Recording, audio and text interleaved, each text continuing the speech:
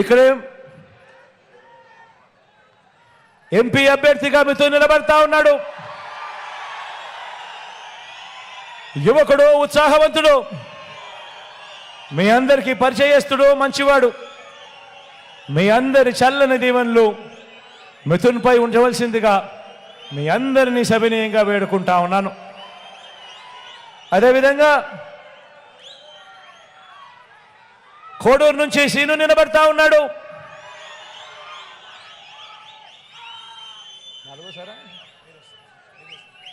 ఈసారి సీను 5వసారి ఎమ్మెల్యేగా తాను పోటీ చేస్తా ఉన్నాడు. నిజంగా మంచివాడు కాబట్టి ఇలా తాను 5వసారి గెలవగలిగే పరిస్థితిలో తాను పోటీ చేస్తూ ఉన్నాడు. మీ అందరి చల్లని దీవెనలు, మీ అందరి చల్లని ఆశీస్సులు సీనుపై ఉంచవలసిందిగా కోరుతా ఉన్నా.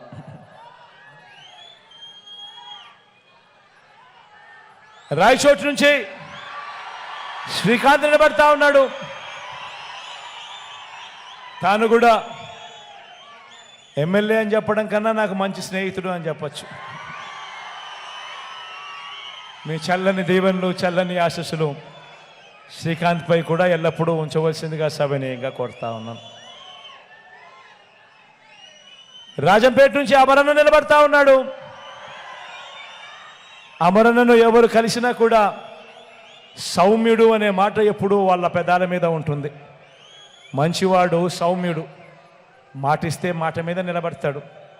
మీ చల్లని దీవెనలు, ఆశీస్సులు అమరన్నపై కూడా ఉంచవలసిందిగా సవినయంగా కోరుతా ఉన్నాను.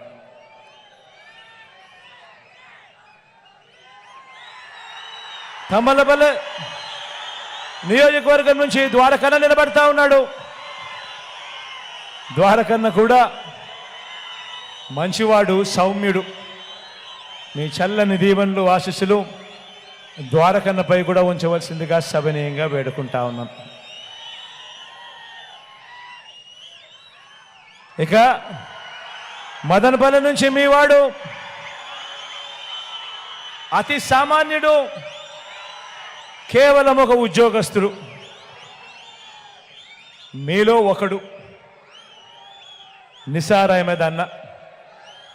మీ చల్లని దీవెనలు, ఆశీస్సులు నిసార్ అహ్మద్ అన్నపై కూడా ఉంచవలసిందిగా సవినయంగా ప్రార్థిస్తా ఉన్నాను, కోరుతా ఉన్నాను.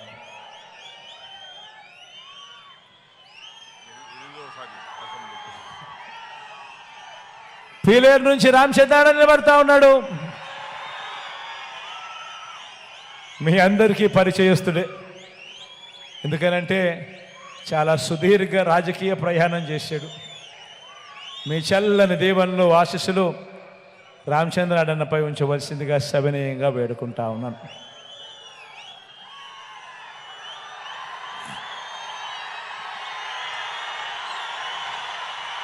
పుంగనూరు నుంచి రామచంద్రారాయణ నిలబడతా ఉన్నాడు.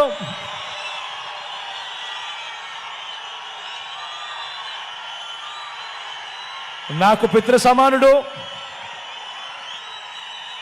మీ అందరికీ పరిచయస్తుడు, మంచివాడు, సౌమ్యుడు.